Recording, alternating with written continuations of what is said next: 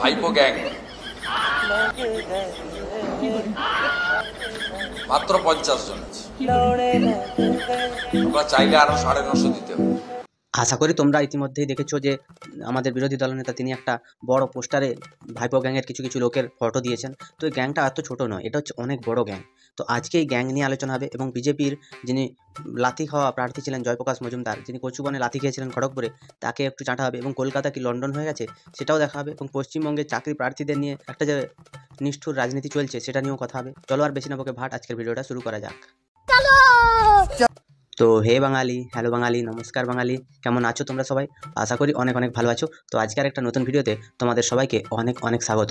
হ্যাঁ ভাই হ্যাঁ, কিছু না করে চাকরি পেয়েছেন মানে আপনি জানেন যে একজন যদি ক্লাস 8 ফেল ছেলে হয় তারও কিন্তু ভারতীয় সংবিধানে একটা চাকরি জীবন ধারণের জন্য পাওয়ার অধিকার আছে। পশ্চিমবঙ্গ সরকার সেটা চলছে একমাত্র আদালতের ওপর নির্ভর করে, কারণ আদালত যখন বলবে যে বিনা ইলেকশনে কেন ইউনিয়ন চালাচ্ছে টিএমসিপির নেতারা, তো দেশে তাহলে ছাত্ররা ইউনিয়ন চালাক, তাহলে টিএমসিপি কেন তার দলের পতাকা টাঙিয়ে সেখানে অভিষেক ব্যানার্জির ফটো লাগিয়ে মমতার ফটো লাগিয়ে কেন সেখানে রাজনীতি করবে?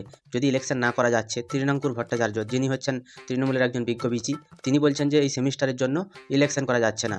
তো তিনি কি করে তার দলবল নিয়ে ওই কলেজে মমতার পোস্টার, অভিষেকের পোস্টার, এদের পোস্টার লাগিয়ে এখনও পর্যন্ত ওইখানে বসে আছেন?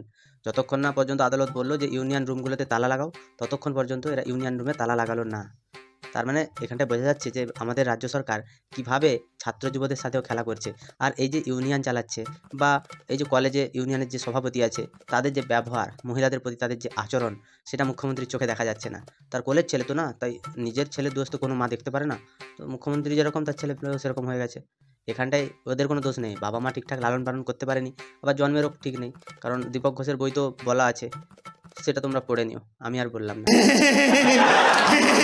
না করে চাকরি পেয়েছে কথাটার অর্থ মানে হচ্ছে সেই লোকটাকেও অপমান করা এবং যে চাকরি করে সংসার প্রতিপালন করছে তাকেও, সেই ব্যবস্থাটাকেও অপমান করা। যখন খড়গপুরে ভোটের সময় এই জয়প্রকাশ মজুমদারকে কচুবনে লাথি মেরেছিল লুঙ্গি বাহিনী, আজকে তিনি সেই লুঙ্গি বাহিনীর হয়ে কথা বলছেন, আজকে তিনি সেই তৃণমূলের হয়ে কথা বলছেন কিছু না করে চাকরি পাওয়া।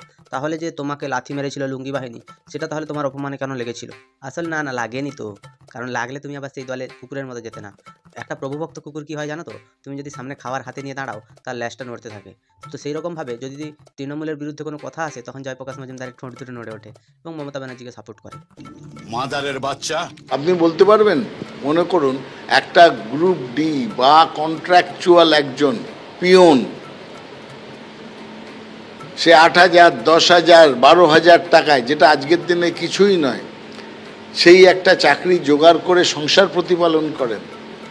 শুভেন্দু অধিকারী তো তাদের তো একেবারে অপমান করছেন। হ্যাঁ, এরা কেন চাকরি করছে?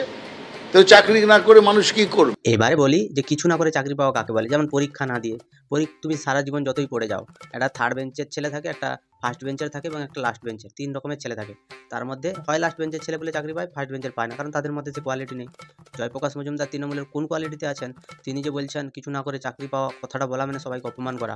এখানটায় কী অপমান করা হচ্ছে সেটা তো আমার মাথায় ঢুকছে না, ওনার মাথায় হয়তো ঢুকেছে। মানে চুরি করে চাকরি করবে তোমরা, চুরি করে চাকরি দেবেও তোমরা, এবং কোর্ট যখন আদেশ দেবে তখন তোমরা বিরোধীদেরকে দোষ দেবে। তারপরে আবার যখন বিরোধীরা প্রতিবাদ করবে তখন তুমি বলছো নাকি তাদেরকে অপমান করা হচ্ছে, একটা ব্যবস্থাকে অপমান করা হচ্ছে। তোমরা কোন ব্যবস্থাটা ভালো রেখেছো যেটাকে অপমান করার মতো জায়গায় নিয়ে যাওনি? শাবাশ বেটা, বহুত বড়িয়া। আপনি জানেন যে একজন যদি ক্লাস 8 ফেল ছেলে হয় তারও কিন্তু ভারতীয় সংবিধানে একটা চাকরি জীবন ধারণের জন্য পাওয়ার অধিকার আছে। আচ্ছা, ভারতীয় সংবিধানের কথা এলো, শুভেন্দু অধিকারী তাদেরকে অপমান করছেন। তাহলে কাকা আমি একটা কথা বলি, ভারতের কোন সংবিধানে লেখা আছে যে চুরি করে চাকরি দিতে হবে? বা ভারতের কোন সংবিধানে বান্ধবীর খাটের তলা থেকে টাকা উদ্ধার হয়? ভারতের কোন সংবিধানে কচুবনে লাথি খায়? আর ভারতের কোন সংবিধানে নিজের গর্ভপাত করানো হয়, নিজের স্বামীকে অস্বীকার করা হয়? ভারতের কোন সংবিধানে শ্রীমতী লিখে তিনি তার বিয়ে হয়নি বলেন? এরকম বিভিন্ন রকমের কথাবার্তা আছে যেগুলো তোমাদের শুনতে একটু একটু খারাপ লাগবে। আবার ভারতের কোন সংবিধানে বিজয় মিছিলে সকেট বোমা ব্যবহার হয়? ভারতের কোন সংবিধানে সন্দেশখালীর মহিলাদেরকে রাত্রিবেলা 2টোর সময় ডেকে নিয়ে পিঠা করানো হয়? ভারতবর্ষের কোন সংবিধানে কলেজে একটা ধর্ষণ করা হয়? ভারতবর্ষের কোন সংবিধানে আরজিকর মেডিকেল কলেজের যে কেসটা হলো সেটা হয়?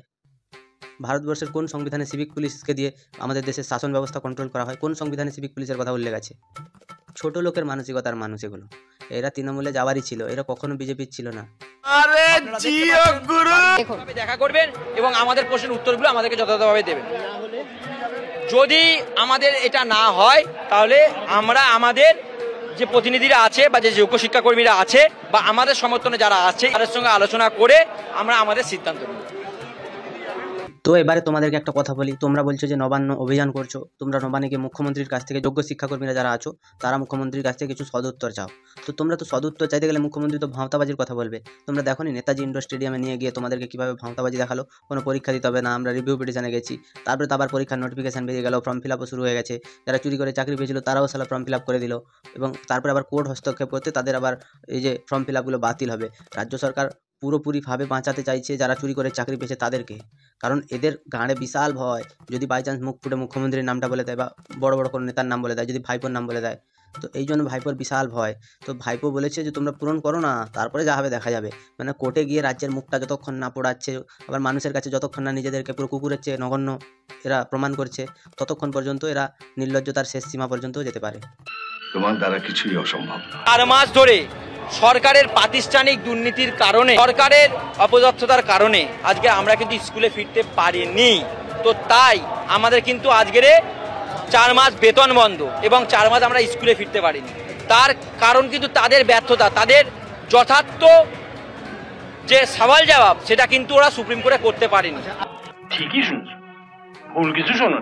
আমার সাদা মনে একটাই প্রশ্ন, যে এখানটায় মুখ্যমন্ত্রী তিনি বলছেন যে এটা বিজেপি, সিপিএম এবং কংগ্রেস এরা সব মিলিতভাবে মুখ্যমন্ত্রীর দলটাকে অপদস্থ করার জন্য আজকে 26,000 জনের চাকরি খেয়েছে, বা গ্রুপ সি গ্রুপ ডির প্রত্যেকটা লোকের চাকরি খেয়ে নিয়েছে।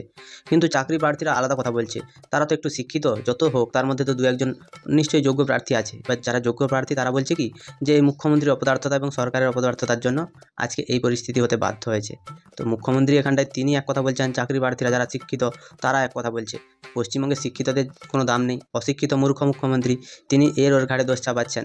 মানুষ কিন্তু ঠিক জিনিসটা বুঝতে পেরে গেছে, কারণ মানুষের বুদ্ধি এদের থেকে অনেক বেশি। মুখ্যমন্ত্রী চুরি করলে কী হবে, চোরের 7 দিন আর গৃহস্থের 1 দিন। চোর 7 বার চুরি করবে আর গৃহস্থ 1 বার ভোট দেবে, তাই মানুষ ভোটের দিকেই তাকিয়ে আছে। কি বলছিস তুই?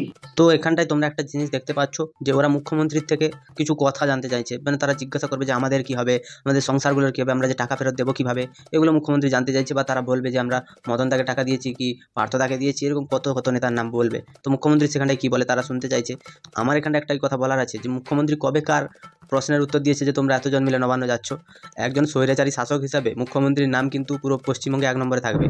উনি বুদ্ধদেব ভট্টাচার্য, জ্যোতি বসু এদেরকে অপমান করতে পারেন, কিন্তু তিনি এমন একজন মানুষ যিনি আজ পর্যন্ত কোনোদিন কোনো দল কিংবা কোনো মানুষের মত নিয়েছেন এরকম কোথাও হয়নি।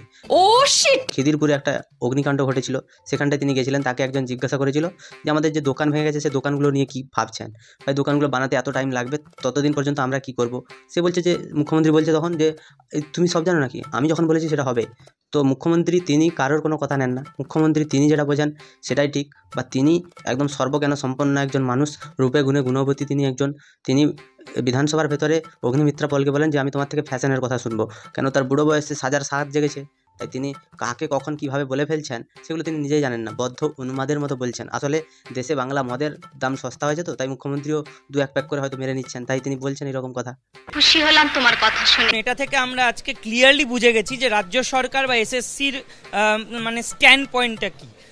এক প্রকার আমরা জানতাম যে তারা টেন্টেডদের পাশে থাকছে, তাদের হয়তো পরীক্ষায় বসানোর চক্রান্ত করছে, এটা আজকে প্রুভড হলো। ওনারা টোটালটাকে একসঙ্গে করে টেন্টেডদের বাঁচাতে চেষ্টা করছে। মুখ্যমন্ত্রীর যারা চুরি করে চাকরি পেয়েছে তাদের যে চাকরি বাঁচানোর জন্য কতভাবে লড়ছে সেটা কিন্তু এই স্যারের কথায় প্রমাণ পাচ্ছে।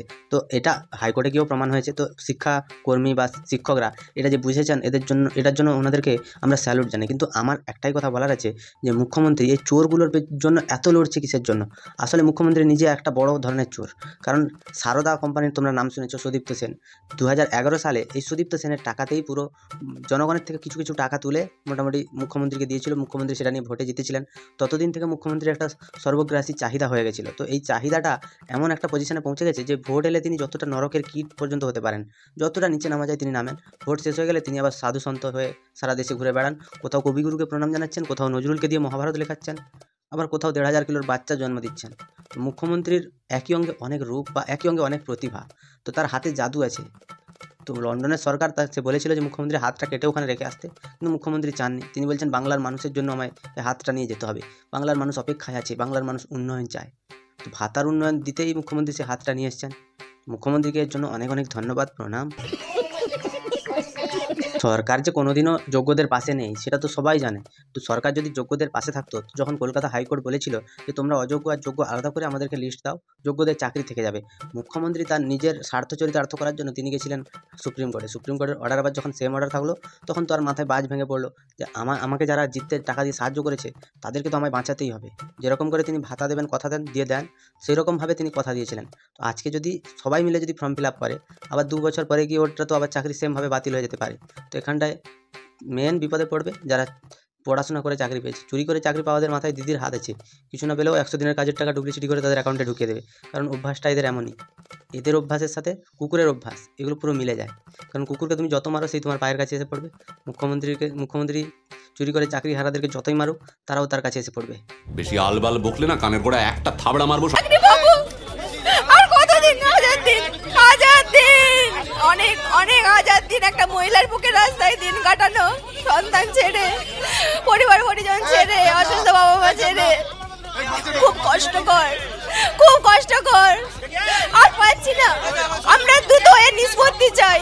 সরকারের এই আমাদের 9 to 12 এর নিয়োগের ব্যাপারে অনেক প্রতিশ্রুতি আমরা পেয়েছি সরকারের তরফ থেকে, কিন্তু আমরা নিয়োগ পাচ্ছি না। বড় লজ্জার, এর থেকে বড় ঘৃণ্য, এর থেকে বড় চিটিংবাজি, এর থেকে বড় জালিয়াতির সরকার, তাদের লজ্জা শরম কিছুই নেই। যারা চাকরি প্রার্থীরা আছে, যাদের যোগ্যতার লিস্টে নাম আছে, কিন্তু তৃণমূলের নেতা নেত্রীরা, তাদের ভাই বোন যত পরিবার পরিজন আছে তাদের চাকরি দেওয়ার জন্য আজকে এরা বঞ্চিত। এরা আজকে 1100 দিন ধরে রাস্তায় বসে আছে চাকরির জন্য।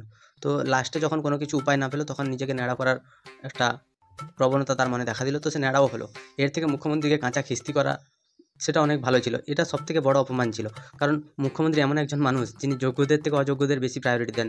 যেরকম তৃণমূলের নেতারা যারা শিক্ষিত তারা এক সাইডে চলে যাচ্ছে, যেরকম শান্তনু সেন। এই শান্তনু সেন তিনি যখন তৃণমূলের সাংসদ ছিলেন তখন তিনি ডাক্তার ছিলেন, যখন তিনি তৃণমূলের বিরুদ্ধে কথা বললেন তখন তার মেডিকেল সার্টিফিকেট নিয়ে প্রশ্ন উঠলো। তো এখানটায় মুখ্যমন্ত্রী স্বাস্থ্য দপ্তরকে একটা প্রশ্ন করতে চাইছি যে শান্তনু সেন যতদিন পর্যন্ত তিনি তৃণমূলে ছিলেন, তিনি যতজন রোগী দেখেছেন সেই রোগীদের কী অবস্থা হয়েছে।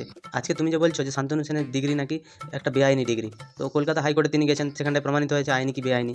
তো এখানটায় আমার একটাই কথা বলার আছে যে তুমি তাহলে এতদিন পর্যন্ত নিজের স্বার্থের জন্য শান্তনু সেনকে দিয়ে মানুষের সেবা করিয়েছো। লজ্জা ঘৃণা ভয় কিছুই তোমার মধ্যে নেই। সেগুলো যদি থাকতো তুমি আজকে গলায় দড়ি দিয়ে মরে যেতে, মরণও হয় না।